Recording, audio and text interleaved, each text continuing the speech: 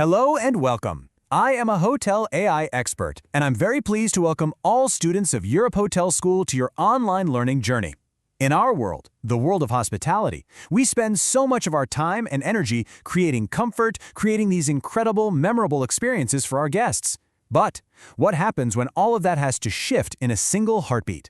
Today, we're going to explore your most critical role, the one you step into when service has to give way to safety.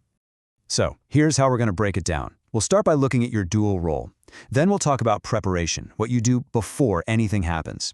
We'll navigate that critical moment, cover what to do after an emergency, and finally wrap it all up by talking about your professional responsibility. All right, let's dive right in with your dual role. See, at its heart, your job is about so much more than just a comfy bed and a warm welcome. It's about protecting the well-being of every single guest. I want you to think of it like a mental switch. On any given day, your role is all about hospitality, warmth, and comfort. But in a crisis, that switch flips, and suddenly your role becomes about steadiness, security, and well-being. That shift, that ability to go from host to protector in an instant, well, that's what truly defines a professional in our industry. And this really gets to the core of it. From the second a guest walks through your doors, they are placing their trust in you. And it's not just for a great experience, it's for their safety. Fulfilling that dual responsibility, that is the absolute hallmark of a true professional.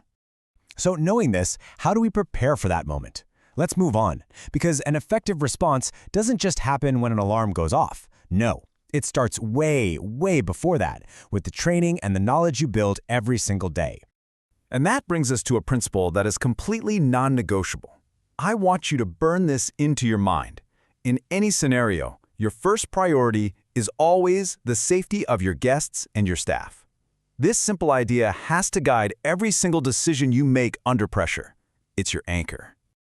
And you know, emergencies come in all shapes and sizes, don't they?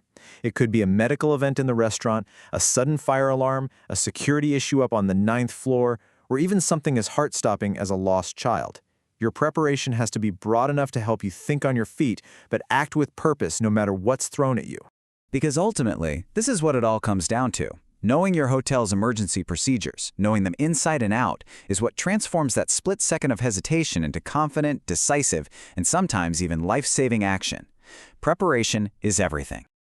Okay, so now we're there. We're in the middle of it, the critical moment itself. How do you actually act when a crisis is unfolding around you? This is where all that training really gets put to the test. It can feel chaotic, I know, but an effective response really stands on 4 key pillars. Think of these as your guideposts when things get stressful.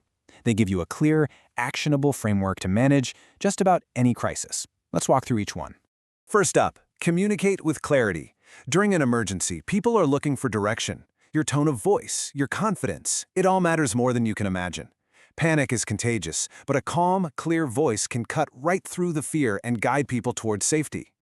The second pillar is about sticking to protocol. You know, an emergency is not the time to start improvising. Those procedures are in place for a very good reason. They're proven to work, they keep people safe, and they help coordinate everyone's efforts.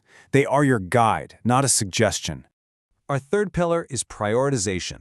In a crisis, you're gonna have to make snap judgments, and the hierarchy here is incredibly simple. Safety always comes before convenience, and making sure your information is accurate is always more important than how fast you get it out.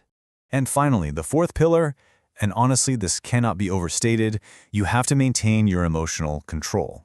Guests who are scared or confused will look to the staff and they will mirror your emotions, your ability to stay calm, to stay grounded. You become the source of stability for everyone else.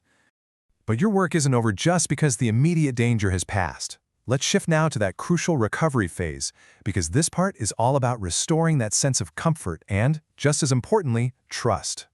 After a crisis, clear and honest communication is absolutely everything. Guests will need to be informed about what happened once it's safe to do so, but it's more than just giving a report. It's about rebuilding that trust. A clear explanation, followed by genuine reassurance and maybe some thoughtful follow-up, shows that you care not just about their safety, but also about their peace of mind. That's how you bring back a sense of normalcy.